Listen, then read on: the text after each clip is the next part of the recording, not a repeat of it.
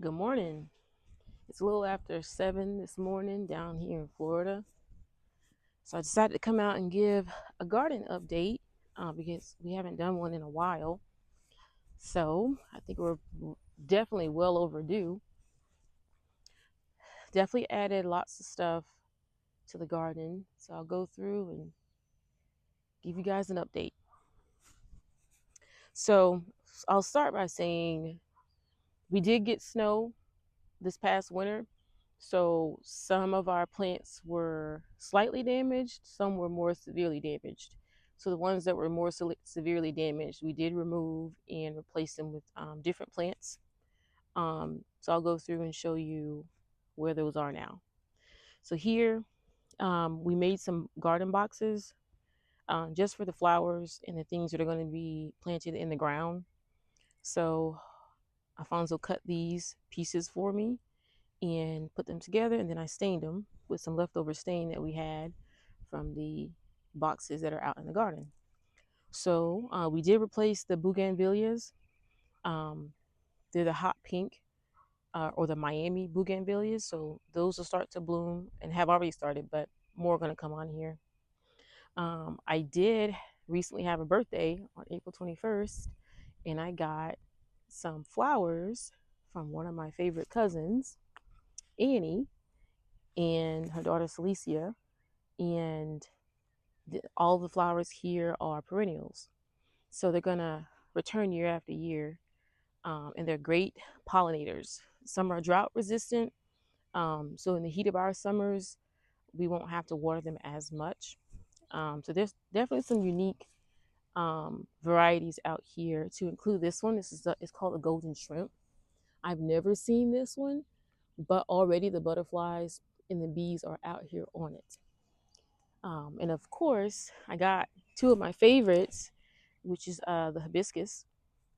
So those bloom very bright pink. Well, this particular one does.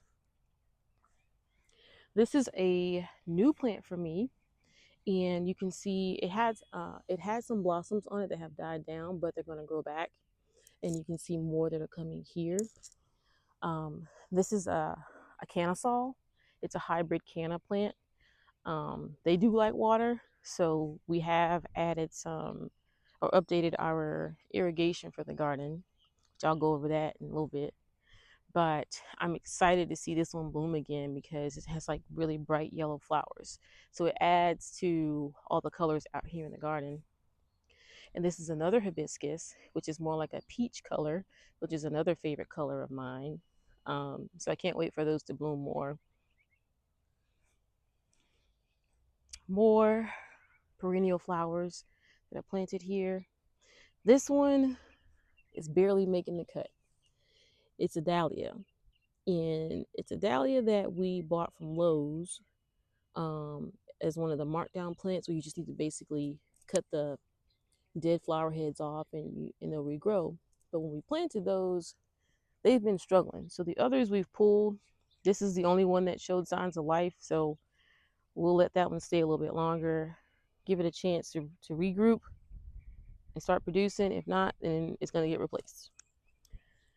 This is the second bougainvillea, and this one's already producing lots of flowers already.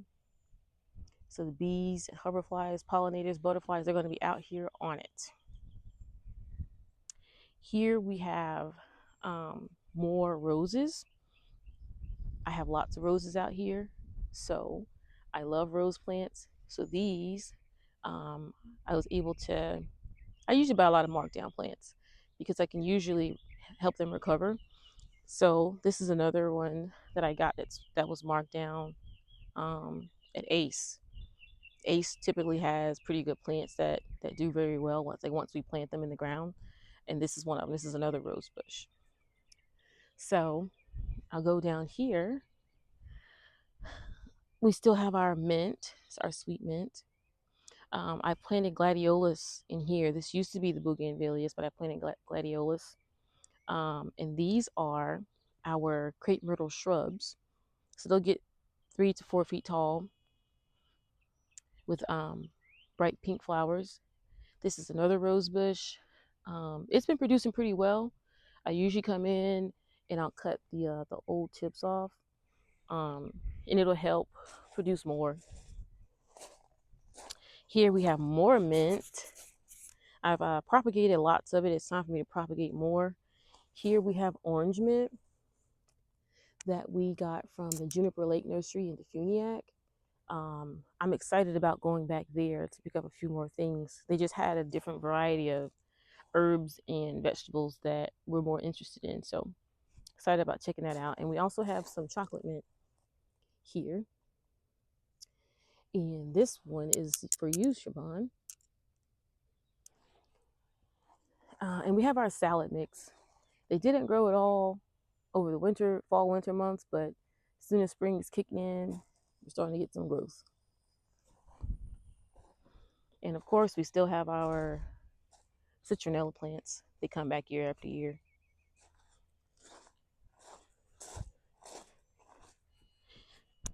And so we've have the same plants on both sides. Here you can see these roses bloomed very, very well already. So some of the petals are falling off and more producing. This is another gladiolus container and it's growing very well. And so this is actually a plant that was in one of my other containers where I recycled the soil. So I thought I got all the bulbs out, the corms, but I didn't. And so it started to grow in one of those.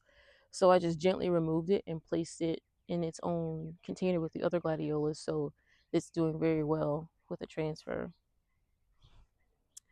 We've adjusted our sitting area here. So it used to be further back, closer to those boxes.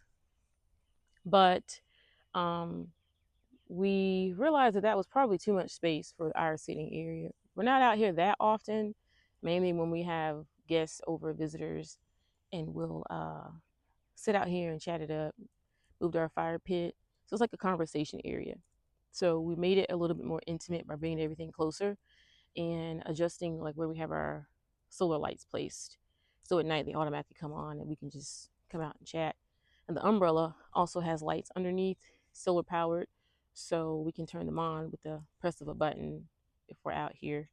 But we're having Alfonso's going to build a harvest table here, so I have a big harvest table that I can use to harvest everything and do what I need to do out here before I bring it inside, which is going to be very helpful because there's so much um, to harvest, and to have to take buckets um, inside can be kind of, it wears you out a little bit, but we're definitely grateful for it.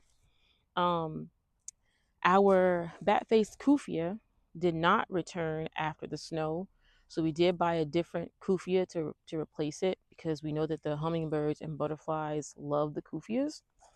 So this one is not a bat-faced, but it's still a kufia, and we like the fact that it grows so big and produces so many blooms, so brought it back. This is our Swiss chard bed. Um, this has done very well throughout the winter and early spring. We like to eat it with breakfast or in a pasta dish where we can stir fry it and mix it in with pasta and a little bit of pesto sauce. Rosemary's been doing excellent. Um, this just looks great. And we have a few of these throughout the garden that's been doing pretty good. We have more Swiss chard down here, and we have chives.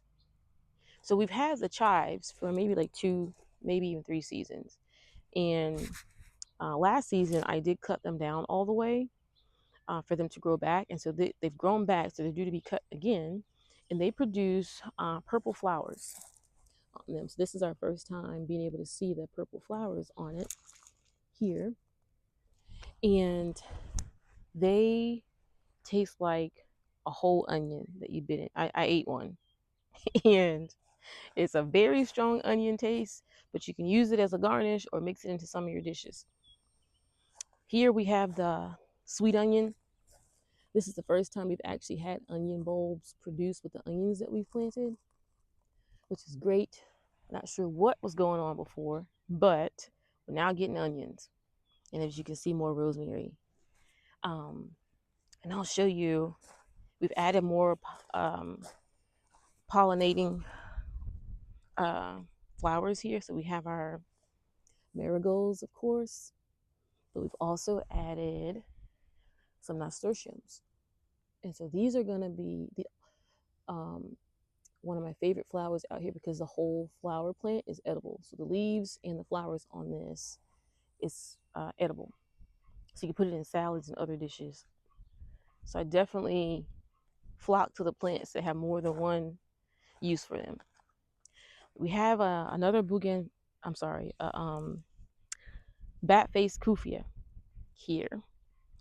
It was producing some leaves, so we're trying to give it some more time because this one, it's right here. This one grows really big and takes over this whole entire section here.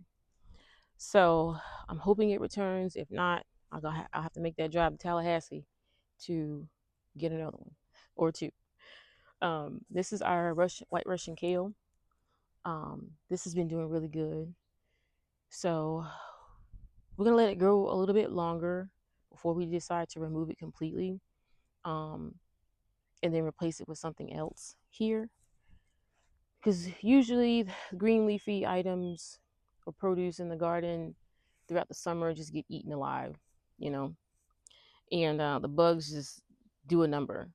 And so we find that we don't like to have to, you know, remove so many leaves from them because of the leaf damage from the bugs. So we just go ahead and remove those and save those for the fall, winter months. Here we have our celery that we kept in the garden, which it's, you know, nearing the end of its time out here because it's already producing the little flowers with the seeds on them. Because I haven't let it go this long before, but you can see it throughout. We still harvest some from it, and it's been pretty good. But I have them out here to keep other bugs away. They don't like celery. They don't like the smell. So it's been helping keep them at bay from the peppers. Some of the pepper leaves have little bite marks on it, but not many, which is good. So we do have some different colors this time. We have some orange bell peppers. And so right now, they're all going to start out green. And then as they mature and grow, they're going to start to change the color. Down here, we have the regular green bell peppers, more celery, and some more onion down here. And these little loops here are arches for bed covers. So this summer, we're going to try to protect most of the plants from the heat of the day and from so many bugs. So we're going to try this out. This is the longest bed we have in here with our peppers in it. So we're going to try this out this beginning part of the season to see if it's very helpful for that. And if so, we're going to cover most of the beds with it. But we have the red bell pepper plants back here.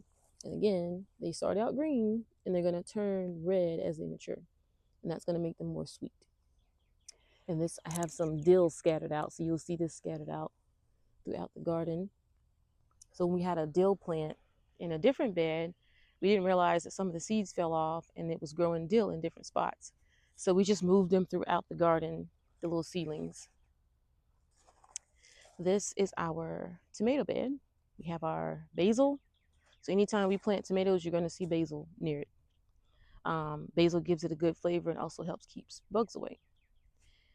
So we have, these are heat masters. So this is a hybrid tomato. They get a pretty decent size. We have a few on here already. They get a pretty decent size, but they're more heat tolerant than the traditional tomatoes.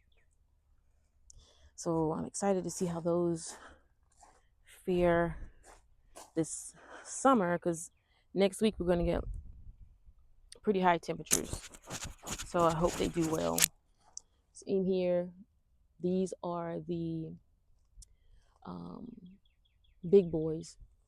So all of these are going to get pretty big. And they're looking pretty good right now. More basil and more celery. All right. Here we have our parsley. We've let just grow. And as you can see, we're already getting caterpillars on it.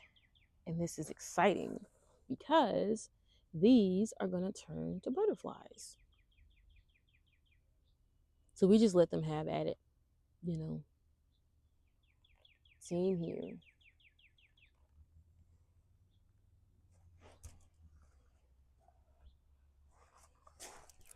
Then we have eggplant in this particular bed.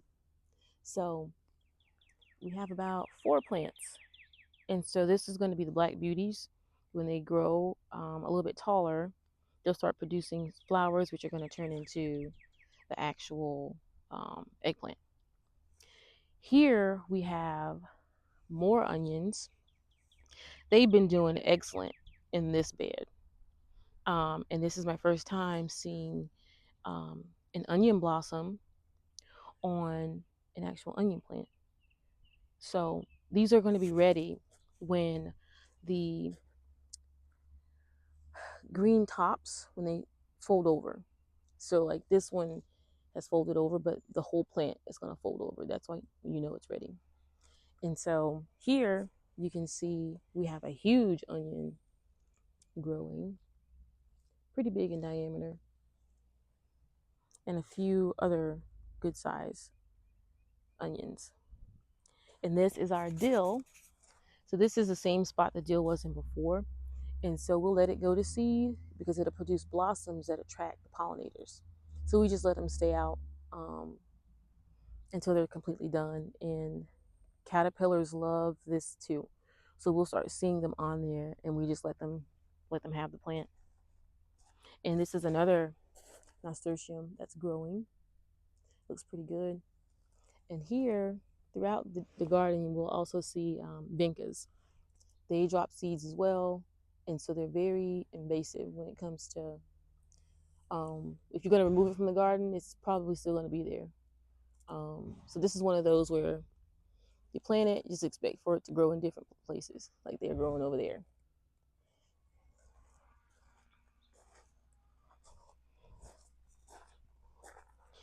All right, and here we have our cilantro.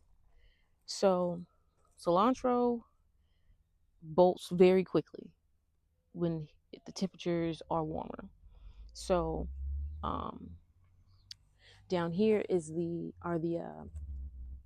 cilantro leaves that we normally eat, and up here are the flowers that are going to produce the seeds, which is coriander. So if you use a coriander seasoning, then you're actually eating the seeds from the flowers. So the whole plant is edible. Again, here's some more vincas that are growing next to the marigolds. And down here, they're everywhere. But that's okay because we like vincas and they help encourage pollinators. We have the cucumbers in this bed this time. So we bought a trellis that we're going to use to help the vines climb as they get taller. They've maybe tripled in size over the past few days because we have had a lot of rain, which is great. So we gotta hurry and get the trellis together so we can have it out here and ready. More rosemary and more dill, marigolds, another kufia, and let's see. And then we have our butter beans.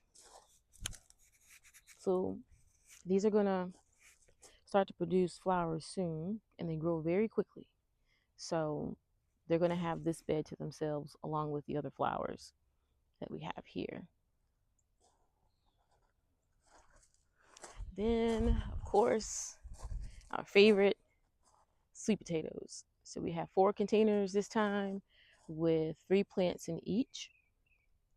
So they've been out here for maybe a month, but they've been doing really, really good so far. So Sweet potatoes are thriving. Now, to the big project. We used to have our blueberry bushes in containers. So these are our original blueberry bushes here. And so we transferred them to the ground last year, right before winter. And we gave it a good pruning, fertilized them. They're good to go. So we did harvest quite a bit. And so the berries that weren't quite ready yet are the ones that are still on there. But now you can see that they're just about ready. So these are the original blueberries. And then we purchased some more of the same variety. So those are the two smaller ones. So they've been in there maybe 6 months. And this one is a new plant that we got from Tai Tai's nursery that's in Tifton. I believe it's in Tifton, Georgia, or near Tifton, Georgia. So we had them shipped here, and those were shipped as a bare root plant, meaning it's just the roots, there's no soil or anything, and they're wrapped in like a cloth with plastic and water. So it's saturated so the plant is still alive. You just have to plant it in the ground a certain way to encourage more growth. So this one's doing fine. Um, it looks a little, not like the others, but that's fine. It's going to get there. And here we have pink lemonade blueberries. So the berries on this blueberry plant are a hot pink color when they're ready. And as you can see, there's already some out there. And so they have a citrus and berry flavor to these, and they're supposed to be the sweetest blueberries. We will find out. But we used our trellises that we used in the garden before that we got from Costco to create a little frame to put our bird netting on, because last year, if you guys remember, we went on a cruise for my birthday, came back, no blueberries, not one. So we didn't want that to happen this time, so we were better prepared and set up our blueberry cage, if you will, where we can pull a part of the fabric back right here, and we can go in there and harvest when we need to, but it'll keep the birds out. So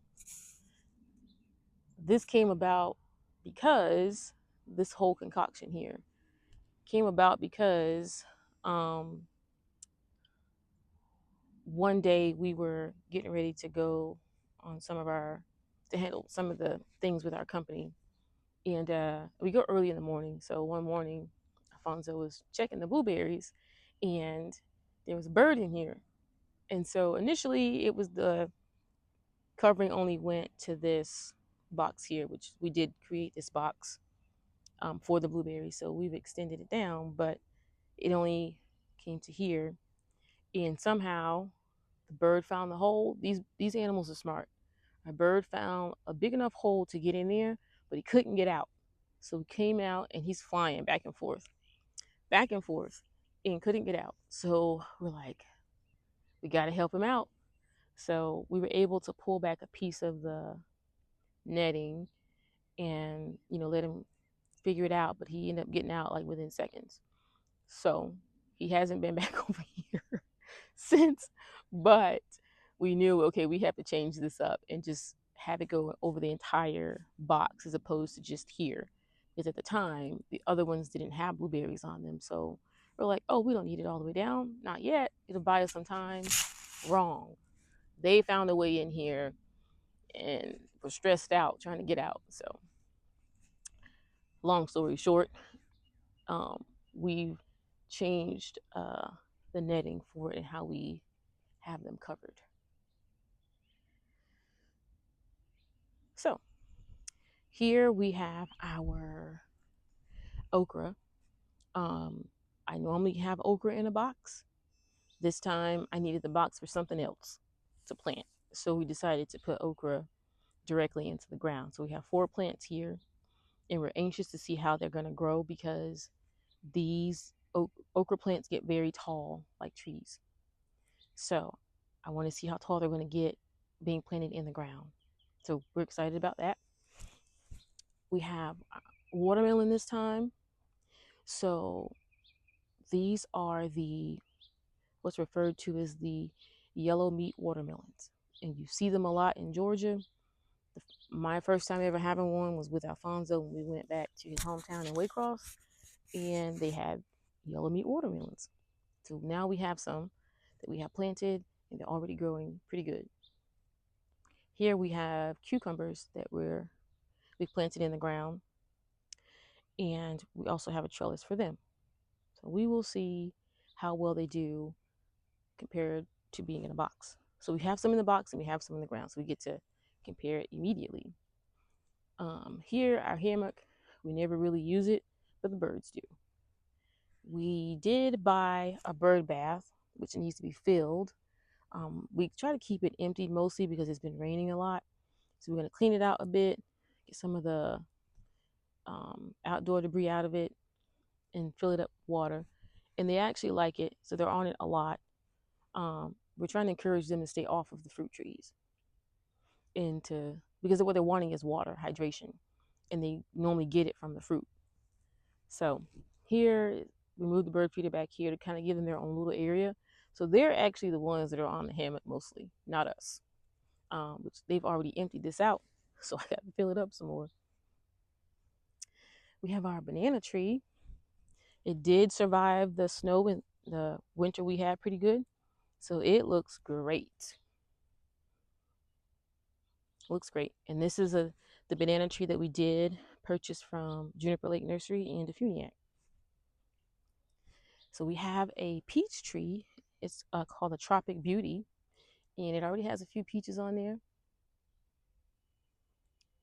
that are growing. So we're anxious to see them do well. Here we have a tangelo tree. Doesn't have any fruit on it yet that has stayed. Just a few, and we're going to kind of monitor it. There's one here to see how it's going to do. I think maybe another round of producing blossoms might be better because, again, when you're transferring a tree, they kind of go through a little bit of a shock. And oh, there's one down at the bottom. It's a little bit bigger. So it goes through a little bit of a shock, but it recovers pretty good. This one is our original tree. It's a Hamlin orange. This one was severely damaged one of the seasons. Our actually first winter season with it being moved to the garden. And so I had to cut back a lot on this tree. And so it would produce leaves, but not any blossoms. So this early spring, it produced blossoms, lots of them. So now you see we have tiny oranges growing on here, and they look great. So we're definitely proud of this Hamlin orange tree. It's been doing really, really good. So while it was recovering, we still fertilized and did all the things we needed to do to keep it healthy with the rest of the trees. And so now the fact that it's producing so much fruit on it, we're definitely seeing the labor that we've been putting into it work. Here we have our grapefruit tree that we got from the Grove.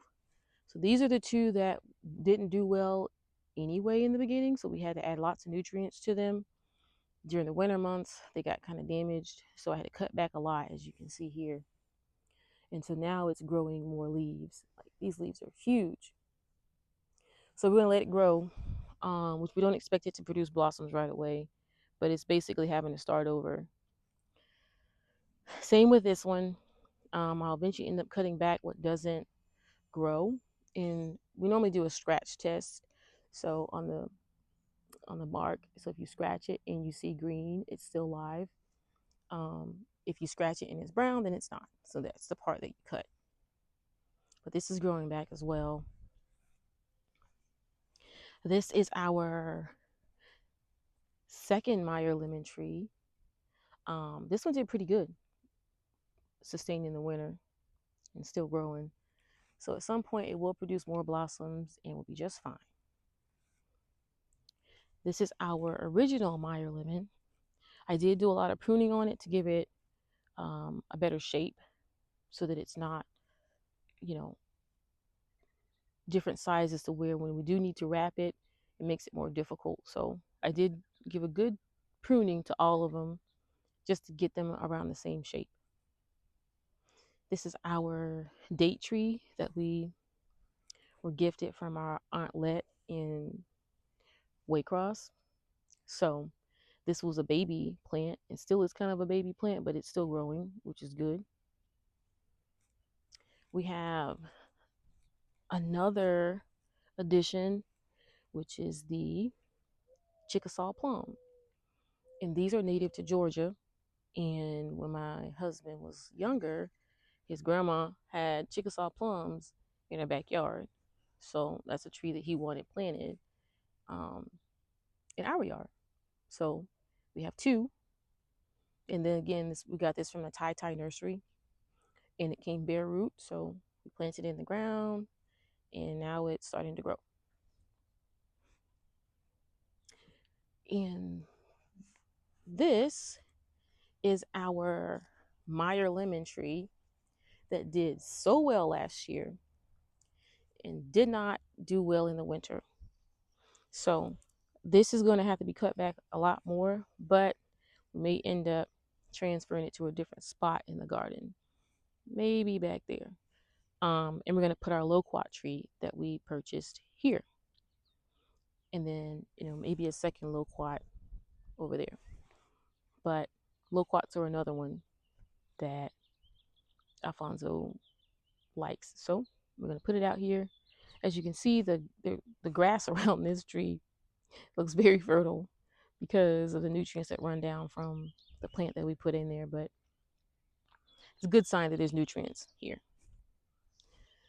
All right, let's see. So we did get more grapevines, and we have a trellis now that they're going to grow onto. And these are Carlos muscadine grapes that we did also get from Ace Hardware in their discount plant section. And they just happened to have the ones that we wanted. So we planted them in the ground, added irrigation to it, and it's doing pretty good. Here we have our Carlos that we have in the container, and already lots of grapes on here. You can see there's lots. Just about every so many inches, there's grapes.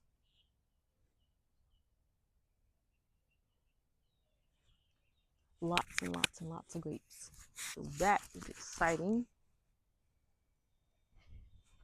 Here we have the Noble, which is the red grape. Lots of grapes on here as well.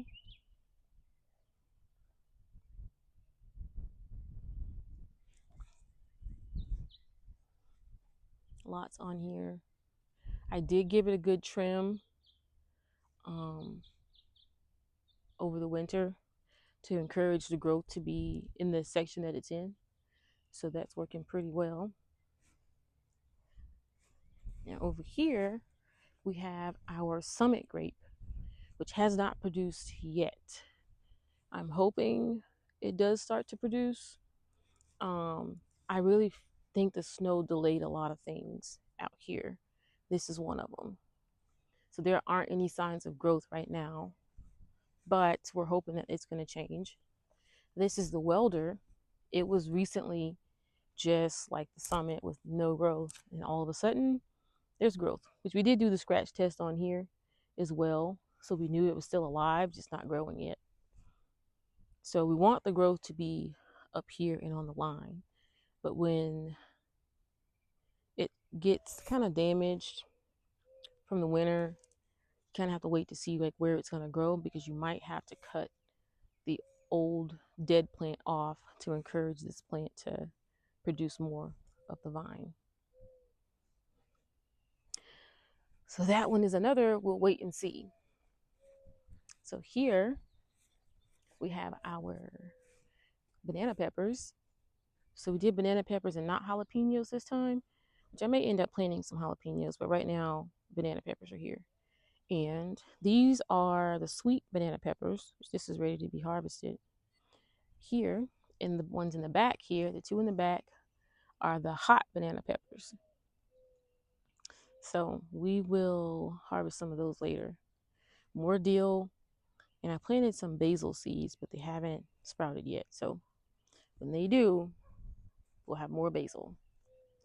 Another cilantro plant that's bolted, and we have some thyme here that is producing flowers, so that they're going to start seeding soon, and a little bit of dill back there.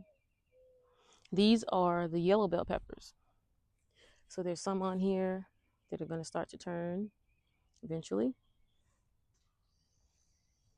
Here we have our grape tomatoes. We have some reds and we have some yellow. Lots of tomatoes on here. We're trying out a new cage for the tomatoes where you can, it's an adjustable cage so you can build onto it as the plant grows. So it's been great so far. So here we have lots of tomatoes that we can harvest, and these are ready to eat, and they're actually very sweet. So there's a few on here.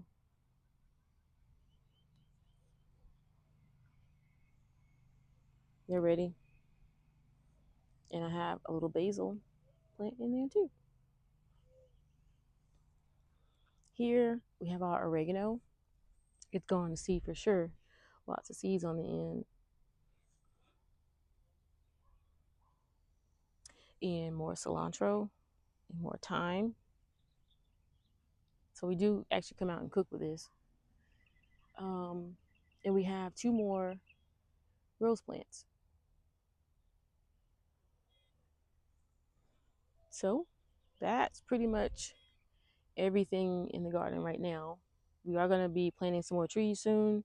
So once we plant those, you guys will get to see those as well. But so far, everything's growing for this spring, and we're just going to hope for continued growth. But I did tell you about the irrigation. So we separated and adjusted some of our irrigation. So our timers that we normally have out here, it's just usually this one, but we added it to the other end as well so that the watering is on a schedule. So I purchased a Wi-Fi timer on Amazon. It had great reviews on it, and it works excellent. The new hoses that we got to um, the emitters are working great, and so all the plants are getting the right amount of water they're supposed to get. And we can adjust it from our phones. So we're gonna be changing out all the lines in the garden. Right now, they're circle hoses, which we don't feel is doing enough. So we're gonna be replacing all of it. And so when we do that process, we'll show you guys like what it takes to replace the hoses and what we find to be the most helpful. But that's the garden.